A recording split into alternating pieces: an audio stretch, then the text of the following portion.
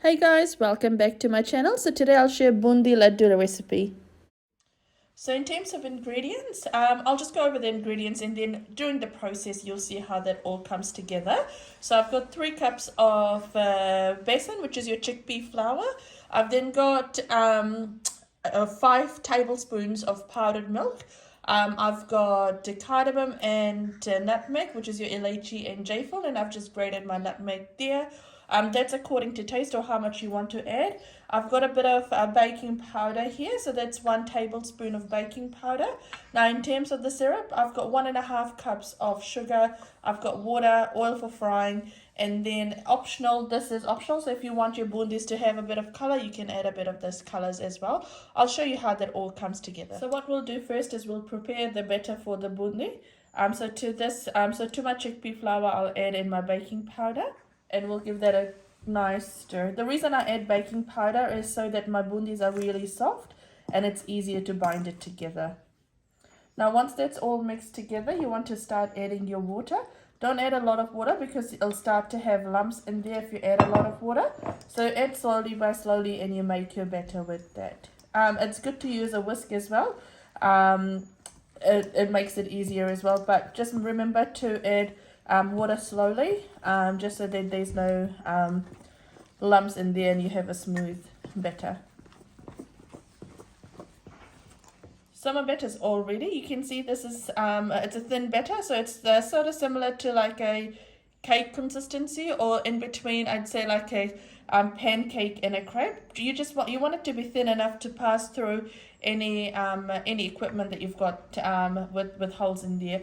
Now what I'll do is I do want to have a green and red coloring, so I'll just take a bit of my batter and I'll just put it in a different container so I can add my coloring to it. So you don't need a lot because with ladoos the main color is yellow. Now with this batter, if you want it to be more yellow, you can add yellow food coloring to that as well.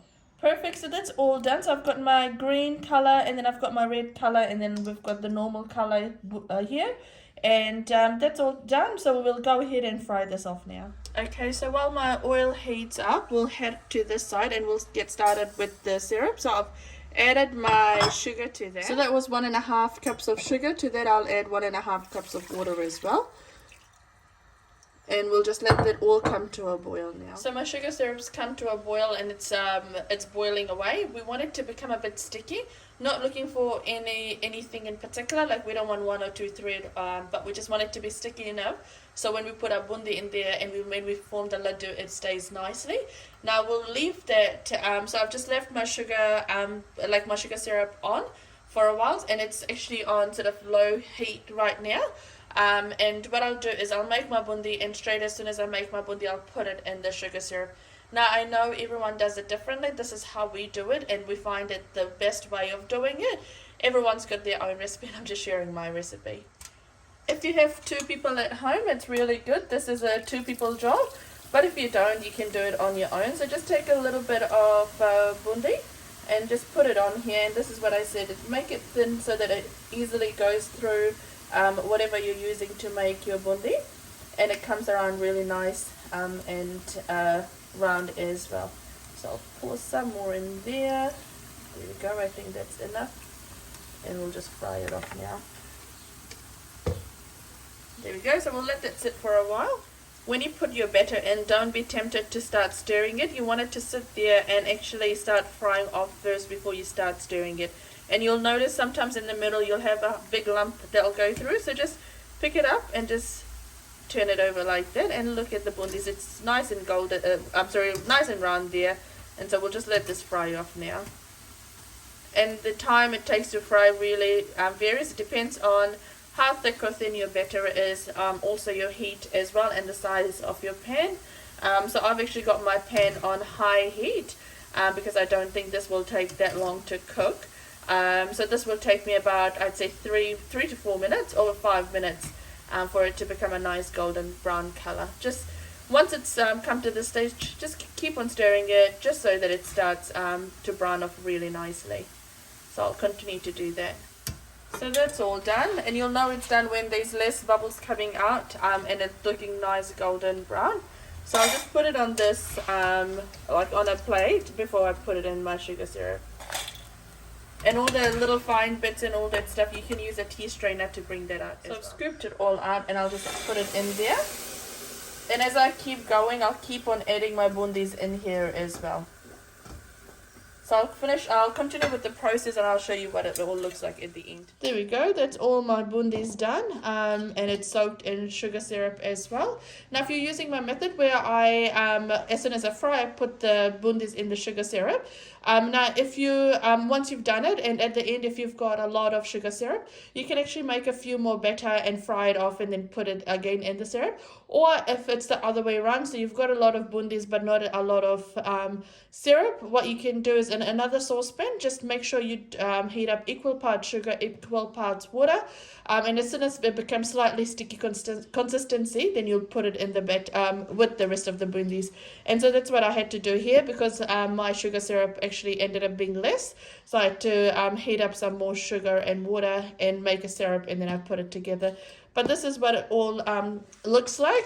Now to this I'll add in my cardamom and my nutmeg. This is optional. If you want to add it, if you don't, you don't. But I'd suggest putting through cardamom because that brings out a nice taste.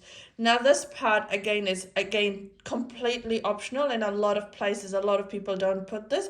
I like to put it, my family likes to put a bit of powdered milk. It just helps and it makes it more nicer, and it helps with the creaminess as well. So you just add a little bit, you don't need to add a lot of it. Once you've added it, give it a nice mix. I'll do that and then we'll start forming a ball. Now I know this is all fried off in that, but sometimes adding just a bit of ghee on your hands in that will make this ladoo come out really nicely. So I'll show you what that looks like. So that's all done. Now if you've got for this part, you know, when you add in your powdered milk and your nutmeg and your cardamom, try and use your hands to actually mix it through really nicely, just so all the, because it is powder that you are adding, and you just want to make sure that everywhere is coated nicely and there's not only big lumps of elaichi and nutmeg in there as well.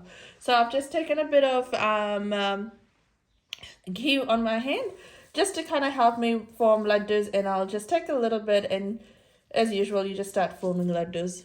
There we go, that's all done. Now if you are making the ladoo and if your bundis are, and some of them are hard, don't worry about it, because of the syrup and of the baking powder, it will all soften up anyway. But that's all done and that's looking really, really good. Now if you like my channel, if you like what I'm posting, feel free to like, share and subscribe. And do let me know what else you guys want me to post. Take care guys, bye.